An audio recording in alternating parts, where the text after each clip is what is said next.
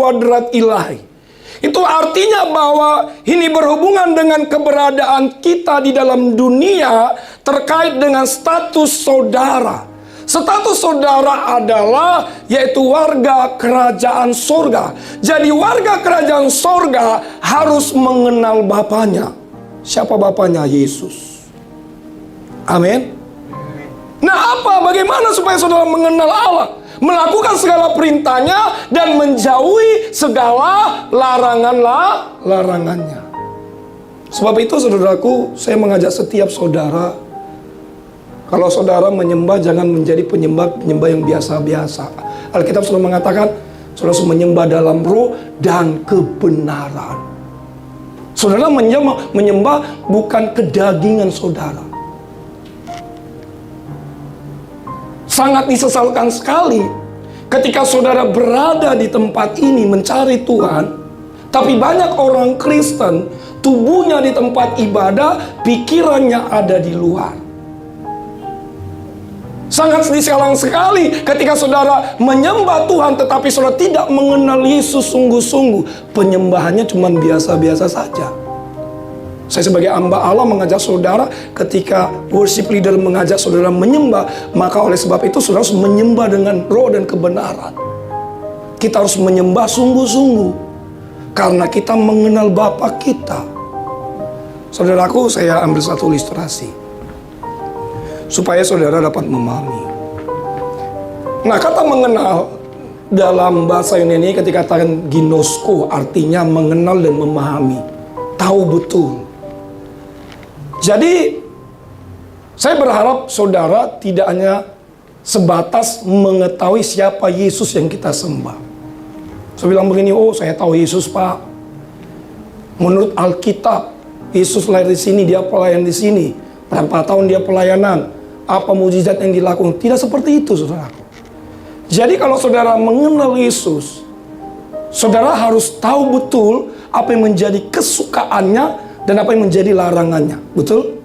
Tentu saudara tahu karakter Yesus seperti apa.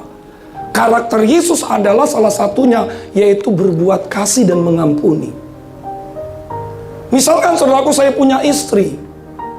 Nah, saya bulan Juli ini masuk kepada 13 tahun nanti pernikahan saya dengan istri saya. Tentu Bapak Ibu, saya mengenal istri saya dengan benar. Saya memahami betul siapa istri saya. Saya tahu betul karakter istri saya ketika dia dalam keadaan tidak punya uang atau punya uang. Kapan dia marah. Betul? Demikian sebaliknya pun, kalau saudara punya suami, istri harus paham betul dan mengenal karakter suami saudara. Karena sudah bertahun-tahun Pak, Bu. Jadi kalau ada suami, istri yang nggak kenal karakter suami istrinya, perlu dipertanyakan. Iya kan? Iya, saya tahu istri saya.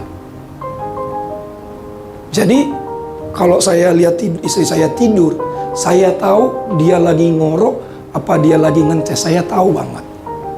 Amin? Iya Pak, saya tahu kesukaannya.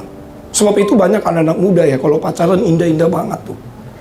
Ngomongnya gampang, kaulah bulanku, kaulah bintangku, gunung akan kudaki, lautan akan kuseberang.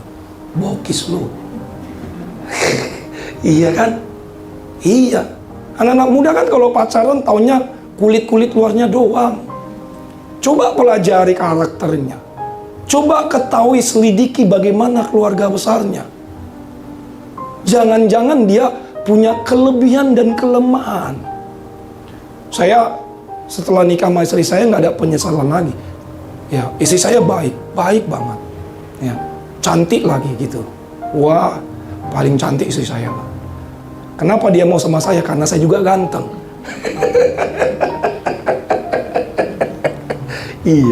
Iya kan? Iya, karena saya ganteng Bapak. Tapi Bapak Ibu, saya tentu setiap manusia punya kelebihan dan kelemahan. Nah, oleh sebab itu, makanya Tuhan menciptakan Adam dan Hawa. Untuk apa? Menutupi kelemahan antara satu dengan yang lain. Gak ada manusia yang sempurna. Amin. Hanya Yesus yang sempurna. Kita disempurnakan oleh darah Yesus. Sekali lagi, nggak ada manusia yang sempurna. Kita disempurnakan hanya oleh darah Yesus. Nah, waktu saya nikah Bapak Ibu, biasanya kalau orang pacaran kan yang indah-indahnya ya. Ternyata ada kelemahan istri saya yang harus saya tutupin, yang harus saya, istilahnya, saya harus ngalah. Kelemahan saya istri saya tahu saudara, suka ngambek. Tuh. Aduh, istri saya kalau udah ngambek, aduh, kita sebagai suami nih, kita harus ngalah. Bayangkan selama 13 tahun saudaraku, iya kan? Karena saya udah tahu kelemahan dia, saya tahu kelebihan dia. Dan istri saya pun dia sangat betul dan paham bagaimana kekuatan dan kelemahan saya. Gitu. Nah, kalau saudara pelajari Alkitab saudara dalam Injil Yohanes, ketika Yesus menampakkan diri kepada murid-muridnya yang ketiga kali, selesai mereka sarapan, ya kan? Yesus bertanya kepada Petrus, ya kan? Yesus melontarkan 3 pertanyaan sampai 3 kali kepada Petrus. Dia bilang begini, Petrus anak Yohanes, apakah engkau mengasihi aku lebih daripada yang lain? Tetapi Petrus menjawab dengan kasih phileo. Pertanyaan Yesus adalah pertanyaan kasih, yaitu agape, menyenangkan hati Allah. Kasih agape adalah kasih memberikan nyawanya kepada sahabat-sahabatnya. Tapi pada kenyataannya, Petrus ternyata tidak mengenal Yesus dengan benar. Yang dijawab oleh Petrus adalah kasih phileo, bukan agape. Oleh sebab itu Yesus mengatakan, Petrus, gembalakanlah domba-dombaku. Mungkin saya bilang begini, Pak, jawaban Petrus kan benar. Ketika Yesus bilang, apakah engkau mengasihi aku? Lalu Petrus bilang, benar Tuhan, aku mengasihimu. Tetapi jawaban Petrus sebenarnya bukan jawaban agape, bukan jawaban kasih agape. Jawaban yaitu kasih phileo. Sebab itu Yesus menekankan sampai 3 kali. Dia bilang begini, gembalakanlah domba-dombaku Petrus. Gitu. Tapi saudaraku, walaupun Petrus tidak mengasihi, tidak mengenal Tuhan benar sungguh-sungguh, tetapi Yesus tetap mengasihi Petrus selama-lamanya. Amin. Buktinya apa, Pak? Saudara baca Alkitab saudara, di hari Pentakosta, ketika Roh Kudus dicurahkan, Petrus banyak mengadakan tanda kuasa dan mujizat Tuhan. Amin. Petrus dipakai oleh Tuhan. Iya kan? Demikian pula hari ini saudara. Jangan cuma sampai sebatas mengetahui siapa Tuhan yang kita sembah. Saudara harus mengalami, mengenal siapa Tuhan yang kita sembah. Saya percaya ketika saudara mengenal, menyembah Tuhan dengan benar, maka doa-doa saudara akan dijawab oleh Tuhan. Beri tepuk tangan, beri pujian bagi Allah kita. Itu yang pertama. Yang kedua, buka Alkitab kita dalam Mazmur 28 ayat 6 sampai dengan 7. Mazmur 28 ayat 6 dan 7. Terpujilah Tuhan, karena Ia telah mendengar suara permohonanku. Tuhan adalah kekuatanku dan perisaiku. Kepadanya hatiku percaya. Aku tertolong, sebab itu beria-ria hatiku. Dan dengan nyanyianku aku bersyukur kepadanya. Demikian firman Tuhan. Yang kedua yang dapat kita pelajari, bagaimana supaya Tuhan menjadi sumber kekuatan kita. Bersyukurlah kepada Allah. Kata bersyukur artinya rasa terima kasih kepada Allah, memberikan satu pernyataan dalam mulut. Dan bukan hanya saja di dalam mulut, tetapi mengungkapkan perasaan isi hatinya kepada Tuhan. Bahwa Tuhan sangat baik. Dalam situasi kondisi apapun, kita sebagai orang percaya, suka atau tidak suka, saudara harus mau bersyukur kepada Allah. Kenapa? Karena bersyukur adalah perintah Tuhan. Bapak Ibu yang di dalam nama Yesus, orang yang bersyukur kepada Allah adalah orang yang mengarahkan pandangannya kepada Tuhan. Katakan amin. Sekali lagi Bapak Ibu, orang yang selalu bersyukur kepada Allah adalah orang yang mengarahkan pandangannya kepada Tuhan. Mungkin mudah bagi kita untuk mengucap syukur ketika keadaan dalam sedang baik-baik saja. Tetapi alangkah sangat sulitnya ketika kita berada di tengah-tengah dalam kesesakan. Tetapi Alkitab selalu mengatakan mengucap syukur itu adalah merupakan perintah Tuhan. Paulus mengatakan mengucap syukurlah dalam segala hal. Saudaraku, kenapa Daud itu selalu suka bersyukur di hadapan Tuhan ya? Saya sangat tertarik dengan tokoh Daud ini ya. Nah, Daud ini, saudaraku, ada dua bukti ya. Daud ini dicatat dalam Alkitab, Daud ini ternyata adalah anak yang tertolak. Loh, kok Pak Pendeta tahu? Daud ini, saudaraku, ternyata dia anak yang tertolak. Nah, kalau saudara lihat dalam Mazmur 27 ayat 10 slide berikutnya, dia bilang begini, sekalipun ayahku dan ibuku meninggalkan aku, nama Tuhan menyambut aku. Ternyata Daud pernah mengalami tertolak, ya kan? Dia pernah ditolak. Ditolak oleh siapa? Oleh kedua orang tuanya. Yang kedua Bapak Ibu, sewaktu Samuel mengundang Isai, ayahnya Daud, diundang dalam upacara pengorbanan, apa yang terjadi? Tuhan berbicara kepada Samuel, lalu Samuel menyampaikan kepada Isai, supaya Isai diundang dalam upacara yaitu pesta pengorbanan, supaya dibawa yaitu ketujuh putranya, anak-anaknya. Salah satunya adalah Daud.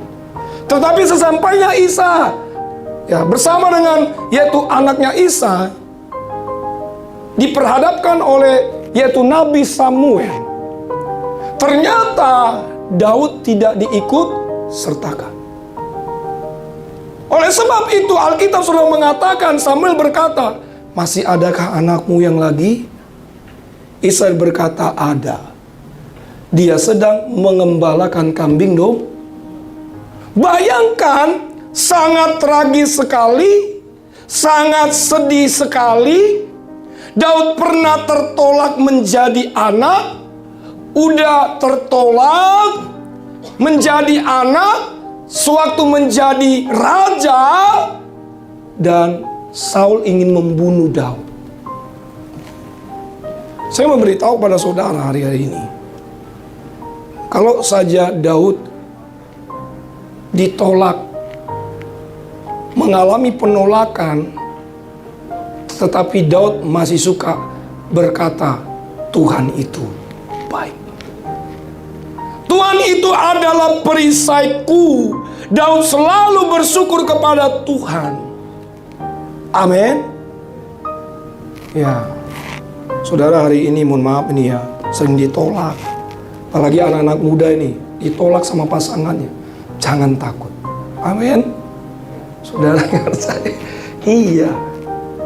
Saudara misalkan mohon maaf ya ditolak ya, sama orang tua kita, mengalami penolakan, percayalah, ada satu pribadi Yesus yang tidak pernah menolak saudara.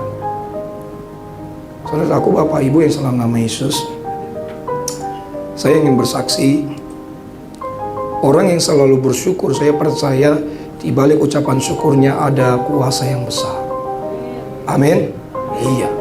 Saudara sebanyak-banyak bersyukur Bapak Ibu. Daripada saudara bersungut, menggerutu, nggak ada gunanya. Dalam situasi sulit sekalipun saudara akan berkata, Tuhan saya baik.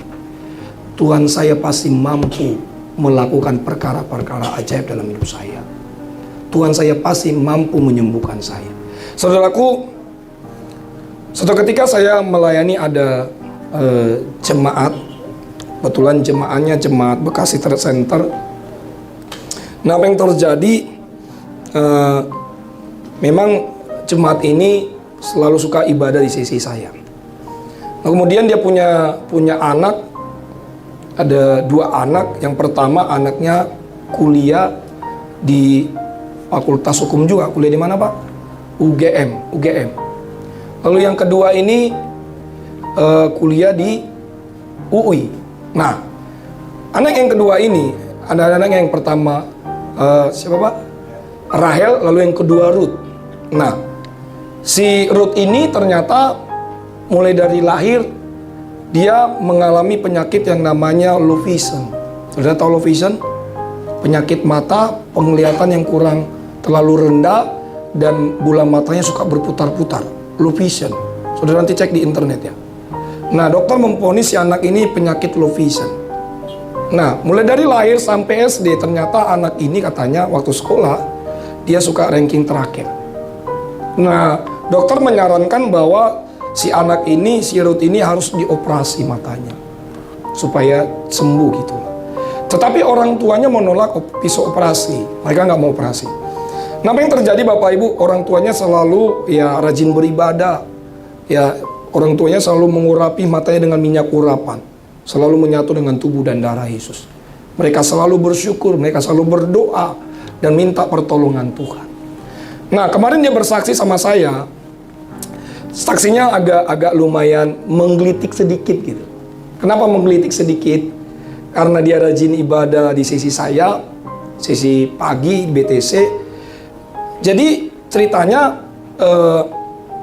dia kan suka didoakan gitu, didoakan, tapi saya nggak tahu minta didoain, yang penting didoakan gitu. Nah, pada akhirnya kemarin terakhir papanya ngaku, dia bilang, "Pak, tolong didoakan anak ini," terakhir itu sebelum pengumuman, "tolong didoakan anak ini supaya anak ini kuliah di UI, supaya jebol Fakultas Hukum." Saya bilang, kita doain, namanya pendeta kan kita harus doain kan, kita doain. Lalu kita doain, lalu kemudian minggu depannya dia bersaksi, dia bilang, "Pak, Bapak tahu nggak, anak saya ini dulu menderita penyakit low vision. Sekarang matanya sudah sembuh. Kemarin Bapak doakan, anak ini sekarang kuliah di UI, ngambil jurusan hukum." Beri tepuk tangan dulu, beri pujian bagi Allah kita. Amin. Oleh sebab itu, saudaraku, saudara jangan putus asa. Ya. Dan beliau mengatakan bahwa SD dia selalu ranking terakhir, tetapi mulai dari SMP sampai kuliah, anak ini selalu juara 1. Wah, hebat Tuhan kita. Karena bagi Allah tidak ada yang mustahil. Saya tidak tahu yang menjadi penderitaan saudara hari-hari ini, penyakit saudara. Dan saya sebagai hamba Tuhan menyarankan saudara, banyak-banyaklah bersyukur, banyak-banyaklah berdoa, dan Tuhan tahu apa menjadi kebutuhan di hati saudara. Beri tepuk tangan dulu, beri pujian bagi Allah. Yang terakhir, Mazmur 28 ayat 8 sampai dengan 9. Saya undang. 28 ayat 8 dan 9. Tuhan adalah kekuatan umatnya dan benteng keselamatan bagi orang yang diurapinya. Selamatkanlah kiranya umatmu dan berkatilah milikmu sendiri. Gembalakanlah mereka dan dukunglah mereka untuk selama-lamanya. Demikian. Yang ketiga yang dapat kita pelajari, bagaimana supaya Tuhan menjadi sumber kekuatan kita. Bersandarlah kepada Tuhan. Perhatikan, ada kata Tuhan adalah kekuatan umatnya dan benteng keselamatan bagi yang diurapinya. Itu artinya Tuhan adalah benteng kita, Tuhan adalah kekuatan dan tempat kita bersandar. Yang menjadi pertanyaan kita hari ini adalah, apa itu bersandar? Bersandar adalah bersangga, bertumpu, bertopang. Jadi ketika kita berbicara tentang bersandar adalah bertopang kepada hal yang lebih kuat. Apa perbedaan bersandar dengan dunia dengan bersandar dengan Tuhan? Bersandar dengan Tuhan berarti berpegang kepada kehebatan. Bersandar kepada dunia berarti saudara mengandalkan harta jabatan saudara, kehebatan saudara, tahta saudara. Sedangkan bersandar kepada Tuhan adalah, itu artinya kita selalu mengandalkan kekuatan Tuhan dan tidak mengandalkan pikiran dan kehebatan kita. Katakan amin. Tepuk pundak kanan kiri saudara, bilang begini, kau harus banyak mengandalkan Tuhan. Ayo. Tepuk pundaknya, bilang begini, jangan ngomong doang. Amin. Iya kan, kebanyakan kita banyak ngomong doang. Bersandar kepada Tuhan. Amin. Saya kalau bersaksi Bapak Ibu banyak sekali kesaksian saya. Tapi kalau saya nanti bersaksi, kita nggak selesai-selesai. Satu hal yang saya pegang firman Tuhan Bapak Ibu dalam Amsal pasal 35. Yuk sama-sama kita baca. 2, 3, iya. Percayalah dengan dan Salomo mengatakan, kitab Amsal mengatakan, percayalah kepada Tuhan dengan segenap hatimu dan jangan bersandar kepada pengertianmu sendiri. Dan seorang teolog mengatakan slide berikutnya, semakin kita bersandar kepada Tuhan, maka kita akan semakin tidak mengandalkan kemampuan dan kekuatan diri kita yang sangat terbatas. Saudara mau mengandalkan Tuhan, mau bersandar kepada Tuhan? Katakan amin. Waktu saudara mengandalkan Tuhan, percaya. Rencana Tuhan, rancangan Tuhan, rancangan damai sejahtera, bukan rancangan kecelakaan. Beri tepuk tangan, beri pujian bagi Allah. Simpulan khotbah kita. Ada 3 hal yang dapat kita pelajari supaya Tuhan menjadi sumber kekuatan kita. Yang pertama, bangunlah hubungan yang intim dengan Tuhan. Yang kedua, bersyukurlah kepada Tuhan. Yang ketiga, bersandarlah kepada Tuhan. Kalau ketiga hal ini kita pelajari, kita renungkan, percaya saudara diberkati Tuhan. Jangan lupa BPJS. Berharap pada Jesus saja, berdoa pada Jesus saja, dan tetap terus mengandalkan Tuhan, dan salam minyak dan anggur. Beri tepuk tangan, beri puji bagi Allah Tuhan. Mari kita berdoa. Tuhan Yesus, kami mengucapkan